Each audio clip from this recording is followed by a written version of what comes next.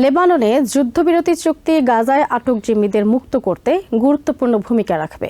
Hezbollah ইসরায়েলের মধ্যে আমেরিকার মধ্যস্থতাকারী দলের প্রধান আমোস হচস্টেইন কথা বলেছেন।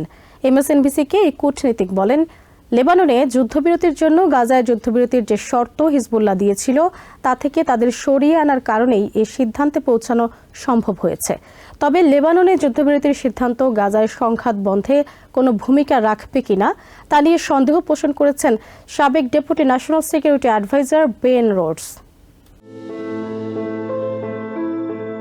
লেবাননে হিজবুল্লাহ ও ইসরায়েলের সংঘাত বন্ধ করে যুদ্ধবিরতিতে মধ্যস্থতায় মুখ্য ভূমিকা পালন করেছে আমেরিকা, আর লিড নেগোশিয়েটর হিসেবে তাতে নেতৃত্ব দেন আমেরিকার কূটনীতিক আমোস হচস্টেইন। তার মতে, লেবাননের সাধারণ মানুষ কখনোই এমন সংঘাত চায় না। হিজবুল্লাহর কারণেই দেশটি ইসরায়েলি বাহিনীর হামলার কবলে পড়েছিল। গাজায় হামলা বন্ধে হিজবুল্লাহর দেয়া পূর্ব শর্তের কারণেই লেবাননে যুদ্ধবিরতির সিদ্ধান্তে পৌঁছতে সময় লেগেছিল বলে দাবি করেন এই কূটনীতিক। সেই পূর্ব শর্ত থেকে হিজবুল্লাহকে সরিয়ে আনতে পারার কারণেই লেবাননে যুদ্ধবিরতি কার্যকর করা সম্ভব হয়েছে বলে জানান হচস্টেইন। তবে লেবাননে হিজবুল্লাহ ইসরায়েল যুদ্ধবিরতির দীর্ঘমেয়াদী প্রভাব নিয়ে শঙ্কা জানিয়েছেন ওবামা সরকারের deputy national security adviser Ben Rhodes. লেবাননে যুদ্ধবিরতির কারণে এবার গাজায় হামাসের বিরুদ্ধে ইসরায়েল হামলা আরো জোরালো করার সুযোগ পাবে বলে মনে করেন তিনি। এছাড়া এতদিন হিজবুল্লাহর প্রতিরোধ ও আগে গাজায় যুদ্ধবিরতি কার্যকরের বিষয়ে তাদের চাপের কারণে ইসরায়েল ও আমেরিকা অনেকটা কোণঠাসা ছিল। এখন হিজবুল্লাহ এই যুদ্ধ থেকে সরে যাওয়ায় গাজায় চলমান সংঘাত বন্ধের বিষয়টি গুরুত্ব হারাবে বলে মনে করেন রোডস।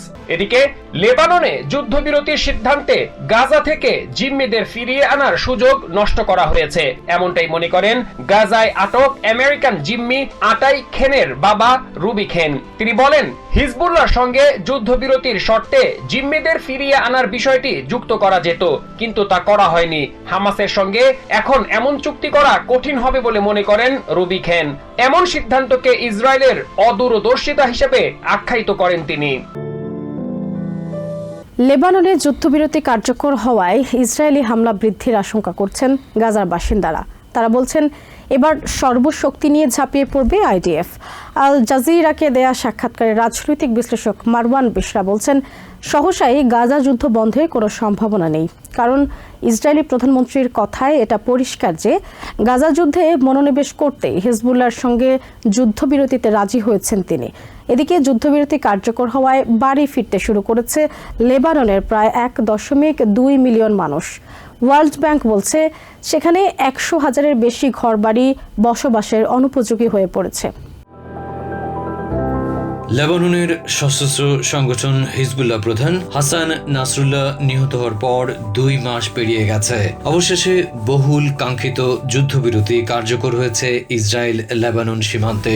বুধবার দেশটির রাজধানী বৈরুতের আকাশে গুলি ছুড়ে স্বস্তি উদযাপন করেছেন হিজবুল্লাহ সদস্যরা। ঘরমুখ যানবাহনের দীর্ঘ সারি, সবাই নিজ নিজ ঘরবাড়িতে ফিরছেন। গত 2 মাসে ইসরায়েলি বিমান ও স্থল অভিযানের মুখে ঘর ছাড়তে বাধ্য হয়েছিলেন প্রায় 1.2 মিলিয়ন মানুষ। দক্ষিণ বৈরুতের শহরতলি হিজবুল্লাহর শক্ত ঘাঁটি, সেখানে নাসরুল্লাহর কথা স্মরণ করছেন সাধারণ মানুষ। ওয়ার্ল্ড ব্যাংকের তথ্য বলছে, নির্বিচার বোমাবর্ষণে লেবাননের 100,000-এর বেশি ঘরবাড়ি বসবাসের অনুপযোগী হয়ে পড়েছে। তারপরও বাসস্থানে ফিরতে পেরে সবার চোখে আনন্দের ছটা, সেই সাথে স্রষ্টার প্রতি কৃতজ্ঞতা। তবে এর মাঝে সতর্কও থাকতে হচ্ছে, অনেক অবিস্ফোরিত বোমা প্রাণনাশের কারণ হতে পারে। আবারও ঘুরে দাঁড়াতে অনেক সময় লাগবে, এটা বেশ পরিষ্কার। এদিকে একদিকে যখন অনেকটা যুদ্ধ জয়ের চিত্র, সে সময় গাজ্জার চিত্র ভয়াবহ। ধ্বংসস্তূপের মাঝে বেঁচে থাকার আশাও যেন ছেড়ে দিচ্ছেন উপত্যকার বাসিন্দারা। তারা লেবাননে শান্তি প্রতিষ্ঠায় খুশি, কিন্তু আশঙ্কা করছেন এবার তাদের উপর হামলার মাত্রা বেড়ে যেতে পারে। খাবার নেই, পানি নেই, মাথার উপর ছাদও নেই। শীতের প্রকোপ যতই বাড়ছে ততই সীমাহীন হয়ে উঠছে দুর্ভোগ। 2023 সালের অক্টোবর থেকে ইসরায়েল সর্বগ্রাসী আগ্রাসনে নেমেছে। এর আগেও স্বল্প সময়ের বিরতি দিয়ে এই জনপদে দখলদারদের অবিরাম দমন পীড়ন চলেছে। বুধবারও আইডিএফের বোমায় প্রাণ গেছে নিষ্পাপ শিশুদের। ধ্বংসস্তূপের নিচে স্বজনদের মৃতদেহ চাপা পড়ে আছে, সেগুলো উদ্ধার করা যাচ্ছে না। আন্তর্জাতিক অঙ্গনে অনেকেই আশা করছেন লেবাননের পথ ধরে শান্তি ফিরতে পারে গাজ্জায়। তারা হয়তো ইসরায়েলি প্রধানমন্ত্রী বেঞ্জামিন নেতানিয়াহুর বক্তব্য শোনেননি। আল জাজিরার সাথে সাক্ষাৎকারে প্যালেস্টাইনের রাজনৈতিক বিশ্লেষক মারওয়ান বিশরা উদ্বেগ জানিয়ে বলেছেন, সহসা গাজ্জা যুদ্ধ বন্ধের কোনো সম্ভাবনা নেই। কেননা নেতানিয়াহুর কথায় বেশ পরিষ্কার, উপত্যকায় যুদ্ধে মনোনিবেশ করতেই হিজবুল্লাহর সঙ্গে অস্ত্রবিরতিতে সম্মত হয়েছেন বেঞ্জামিন। তার মানে আবারও রক্তপিপাসু হায়নারা চতুর্দিক থেকে ঝাঁপিয়ে পড়তে যাচ্ছে গাজ্জার নিরীহ মানুষের ওপর। ইসরায়েলের সাথে হিজবুল্লাহর যুদ্ধবিরতির পর লেবাননে নিজ নিজ এলাকায় ফিরতে শুরু করেছে বাসিন্দারা। তবে ধ্বংসস্তূপে বসবাসের অযোগ্য 100,000-এর বেশি বাড়িঘর, আর বাস্তুহারা মানুষের সংখ্যা 1 মিলিয়ন ছাড়িয়েছে। অন্যদিকে ইসরায়েলি হামলার শিকার গাজায় এখনও যুদ্ধ বন্ধের কোনো সম্ভাবনা নেই। প্রথমে গাজায় যুদ্ধ বন্ধের শর্ত রাখলেও পরে তা বাতিল করেই ইসরায়েলের সাথে চুক্তি করেছে ইরান সমর্থিত হিজবুল্লাহ। খাদ্য ও বাসস্থানের অভাব নিয়ে তাই অনিশ্চয়তায় হিমশীতল দিন পার করছে গাজাবাসী। লেবাননে নিজ নিজ বাড়িতে ফিরতে শুরু করেছে বাসিন্দারা, তবে তাদের বাড়িঘর আর আগের মতো নেই। চিরচেনা শহর পরিণত হয়েছে ধ্বংসস্তূপে। জাতিসংঘের তথ্য মতে ইসরায়েল হিজবুল্লাহ সংঘর্ষে গত 2 মাসে 1.2 মিলিয়নের বেশি লেবানিজ বাস্তুচ্যুত হয়েছেন, আর 100,000-এর বেশি বাড়িঘরকে বসবাসের অযোগ্য ঘোষণা করেছে ওয়ার্ল্ড ব্যাংক। এসব ধ্বংসস্তূপ মেরামত করতে লাগবে বিলিয়ন ডলার। এমন ক্ষতিগ্রস্ত এলাকার মধ্যে একটি লেবাননের নাবাটিয়া শহর। এর বেশিরভাগ জায়গা ইসরায়েলি হামলায় ক্ষতিগ্রস্ত হয়েছে। বেসামরিক বাহিনীর স্বেচ্ছাসেবীরা শহরে আসা লোকজনদের স্বাগত জানাচ্ছেন। ইসরায়েলি হামলায় তারাও ক্ষতিগ্রস্ত হন। ইসরায়েলি হামলায় 200-র বেশি বেসামরিক স্বেচ্ছাসেবী নিহত হয়েছে বলে জানান হাসান আবু রাই নামে এক সদস্য। পুরোটা সময় তারা জনগণের নিরাপত্তার জন্য কাজ করছিলেন। এদিকে ইসরায়েল হিজবুল্লাহ যুদ্ধবিরতি কার্যকর হলেও বাদ পড়েছে গাজা। বারবার বৈঠকের পরেও 1 বছরের বেশি সময় ধরে চলা এই সংঘর্ষের কোনো সমাধান করেনি কোনো পক্ষ। অথচ ইসরায়েলি হামলায় এখন পর্যন্ত সবচেয়ে বেশি ক্ষতিগ্রস্ত হয়েছে গাজা। 14 মাসের এই সংঘর্ষে এখন পর্যন্ত 44,000-এর বেশি প্যালেস্টিনিয়ান নিহত হয়েছেন, আর প্রায় সকল গাজাবাসী হারিয়েছেন নিজ নিজ বাসস্থান। এমনই একজন হচ্ছেন ওসামা আশোর। এই তীব্র শীতে চরম খাদ্য ও বাসস্থানের অভাবে ভুগছেন গাজাবাসী, জানান ওসামা। লেবাননে যুদ্ধবিরতিতে তিনি খুশি হলেও নিজেদের অবস্থা নিয়ে চরম দুশ্চিন্তায় আছেন। গাজায় ইসরায়েলের বিরুদ্ধে হামাসের হামলার সমর্থন দিচ্ছিল ইরান সমর্থিত গোষ্ঠী হিজবুল্লাহ। তারাও ইসরায়েলের সাথে সংঘর্ষ শুরু করে। তারা জানায় গাজায় যুদ্ধ বন্ধ না হলে তারা ইসরায়েলে হামলা বন্ধ করবে না। তবে হিজবুল্লাহ তাদের কথা রাখেনি। আমেরিকা ও ফ্রান্সের মধ্যস্থতায় দীর্ঘ 14 মাস যুদ্ধের পর বুধবার থেকে ইসরায়েলের সঙ্গে লেবাননের যুদ্ধবিরতি চুক্তি কার্যকর হয়েছে। এর ফলে লেবাননের রাজধানী বৈরুতের দক্ষিণাঞ্চলীয় এলাকার মানুষ যুদ্ধবিরতি উদযাপন করছেন। যুদ্ধবিরতি ঘোষণার পর থেকেই সীমান্ত এলাকা থেকে নিজ নিজ এলাকায় ফিরতে শুরু করেছে দক্ষিণ লেবাননের বাসিন্দারা। ঘোষণার পর লেবাননের অনেক মানুষকে রাস্তায় হিজবুল্লাহর পতাকা নিয়ে বিজয় উদযাপন করতে দেখা যায়। যুদ্ধবিরতি চুক্তি হিজবুল্লাহর জন্য একটি পূর্ণ জয় হিসেবে দেখছেন তারা। বুধবার সকালে ইসরায়েল ও হিজবুল্লাহর মধ্যে যুদ্ধবিরতি কার্যকর হয়েছে। এর একদিন আগে প্রেসিডেন্ট জো বাইডেন ঘোষণায় বলেন, আমেরিকা ও ফ্রান্সের মধ্যস্থতায় ইসরায়েল ও হিজবুল্লাহ স্থায়ী যুদ্ধবিরতির জন্য একটি চুক্তি উভয় পক্ষই মেনে নিয়েছে। যুদ্ধবিরতি কার্যকর হওয়ার পর লেবাননের বৈরুত শহর জুড়ে গোলাগুলির শব্দ শোনা গেছে। তবে তাৎক্ষণিকভাবে পরিষ্কার নয় যে শব্দগুলো গুলিবর্ষণের নাকি উদযাপন উপলক্ষে। যদি উদযাপনের জন্য বন্দুকের গুলি ব্যবহার করা হয়ে থাকে তবে তারা ইসরায়েলের সতর্কতা ভুলে গিয়ে করতে পারে। এদিকে বুধবার সকালে বৈরুতের রাস্তায় হিজবুল্লাহর পতাকা নিয়ে সাধারণ মানুষের বিজয় উদযাপন করতে দেখা গেছে। দক্ষিণ লেবানন থেকে বাস্তুচ্যুত মানুষকে নিজ নিজ বাড়িতে ফিরতে দেখা যায়। প্রেসিডেন্ট বাইডেন বলেন, লেবানন সীমান্তের নিকটবর্তী অঞ্চলগুলো থেকে ইসরায়েল 60 দিনের মধ্যে ধীরে ধীরে তাদের সেনা প্রত্যাহার করবে। তবে সেখানে হিজবুল্লাহ কোনো ধরনের অবকাঠামো পুনর্নির্মাণ করতে না পারে সেটি নিশ্চিত করতে হবে। লেবাননের পররাষ্ট্রমন্ত্রী বলেছেন, ইসরায়েল সেনা প্রত্যাহারের সাথে সাথে লেবাননের সেনাবাহিনী দক্ষিণ লেবাননে কমপক্ষে 5000 সেনা মোতায়েন করবে।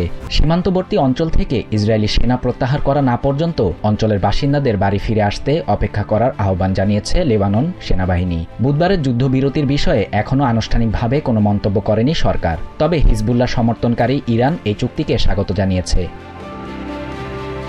এদিকে ইসরায়েলি প্রেসিডেন্ট বেঞ্জামিন নেতানিয়াহু জানিয়েছেন, তিনি যুদ্ধবিরতি বাস্তবায়নের জন্য প্রস্তুত, তবে হিজবুল্লাহ যে কোনো শর্ত লঙ্ঘন করলে কঠোর জবাব দিবে তার দেশ। নেতানিয়াহু বলেন, এই যুদ্ধবিরতির ফলে ইসরায়েল এখন ইরানের হুমকির দিকে মনোনিবেশ করবে, তাদের ক্ষয়ক্ষতি পুনরায় পূরণ করতে সময় পাবে এবং সেনাবাহিনীকে বিশ্রাম দেওয়ার সুযোগ পাবে। তিনি আরও বলেন, যুদ্ধবিরতির ফলে গাজায় ইসরায়েল হামাসের বিরুদ্ধে যে লড়াই করছে তা থেকে বিচ্ছিন্ন হয়ে পড়বে। যদিও বাইডেন জানুয়ারিতে প্রেসিডেন্ট পদে আর থাকবেন না, তবু গাজায় একটি সাময়িক যুদ্ধবিরতি এবং জিম্মি মুক্তির চুক্তির পাশাপাশি ইসরায়েল ও সৌদি আরবের মধ্যে সম্পর্ক স্বাভাবিক করার জন্য আমেরিকার সরকারকে চাপ অব্যাহত রাখবে ইসরায়েল।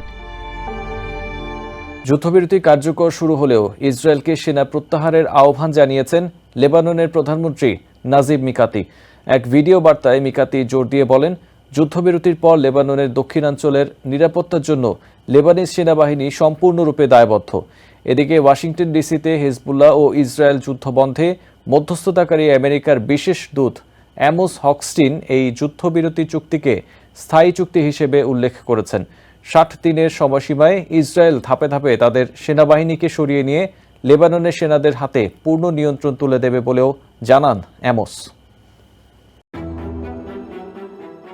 লেবাননের প্রধানমন্ত্রী নাজিব মিকাতি বুধবার জাতিসংঘের প্রস্তাবিত রেজলিউশন 1701 অনুযায়ী সদ্য সম্মত হওয়া যুদ্ধবিরতি চুক্তি কার্যকরের আহ্বান জানিয়েছেন।